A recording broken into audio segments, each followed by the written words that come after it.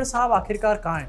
20 दिन होने वाले धनखड़ साहब को अपना रेजिग्नेशन दिए हुए एंड 20 दिनों में धनखड़ जी एक बार भी सामने नहीं निकल कर आए हैं, एक बार भी उन्होंने किसी से कोई बात नहीं करी है, उनको कोई फेयरवेल यहाँ पर नहीं दिया गया। कितनी भक्ति करी धनखड़ जी ने यहाँ पर, लेकिन उसके बावजूद भी उनको रिटर्न गिफ्ट में क्या मिला, उनको प्रॉपर्ली फेयरवेल तक यहाँ पर दिया नहीं गया। धक्के मारकर लिटरली धनखड़ जी को निकाला गया है, उनको आने नहीं दे रहे कैमरे के सामने। कहीं ऐसा ना हो कि जिस दिन धनखड़ साहब कैमरे पे आए उस दिन सतपाल मलिक पार्ट 2 यहाँ पर हो जाए। सतपाल मलिक जो कि 5 स्टेट्स के गवर्नर रह चुके हैं, उनको कोई स्टेट ऑनर यहाँ पर नहीं दिया गया उनकी मृत्यु के बाद, और उनकी अब एक वीडियो काफी ज्यादा वायरल हो रही है। इनफैक्ट उनके फ्यूनरल पे कोई भी बीजेपी का नेता नहीं गया। एक बीजेपी के नेता ने इन सब चीजों को लेकर, धनखड़ जी और सतपाल मलिक को लेकर बीजेपी को क्रिटिसाइज किया, राजस्थान के स्पोक्स पर्सन, एंड उसके ऊपर ले तेरे ऊपर कार्रवाई, तेरे को हटा देते हैं।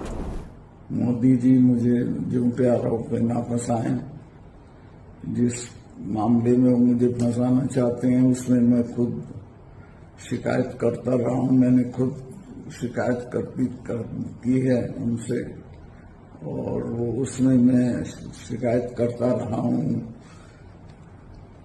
मेरे पास 4 कुर्ते पजामे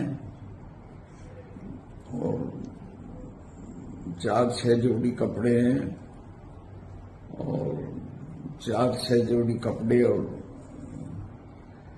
पेन और 2 घड़ियां होंगी। ये मेरी पूरी पूंजी है। मेरे पास दिल्ली में एक घर का मकान है और यही मेरी धरोहर है। तो इसमें मुझे क्या, किस चीज में फंसाना चाहते हैं?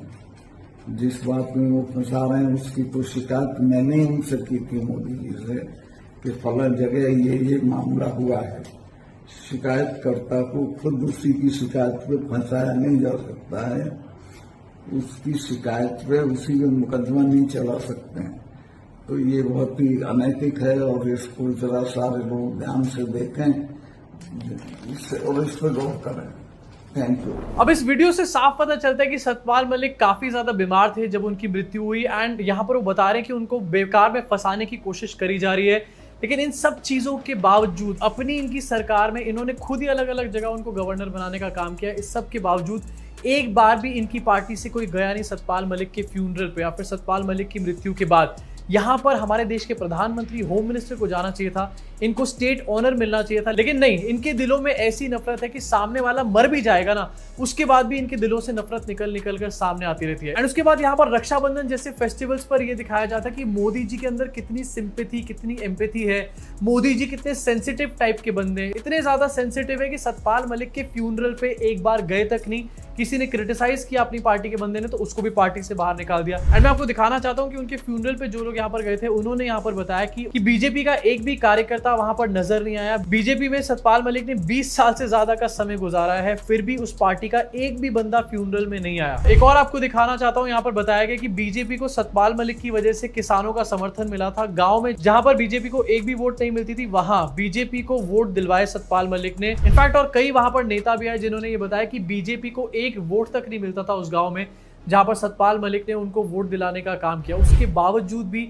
बीजेपी से कोई बंदा यहां पर नहीं गया है। ये अपने आप में काफी शर्म की बात है। मतलब टॉप लीडरशिप का तो समझ में आता है कि इनके अंदर कैसी नफरत भरी हुई है, लेकिन नीचे के जो लीडर्स हैं जिनकी कोई ज्यादा यहाँ पर मोदी शाह की वजह से औकात भी नहीं है, वो भी नहीं जाते सतपाल मलिक के फ्यूनरल में। अपने आप में काफी ज्यादा घटिया हरकत है सारी बीजेपी की तरफ से। सतपाल मलिक ने किसानों के हित में काफी बार आवाजें उठाई हैं, एंड रिसेंटली मोदी जी क्या कह रहे थे कि किसानों के लिए जो भी अपना लॉस झेलना पड़े मैं झेलूंगा, मुझे पर्सनल लॉस भी लेना पड़ेगा तो मैं लूंगा किसानों के लिए, लेकिन किसानों के ऊपर आंच नहीं आने दूंगा।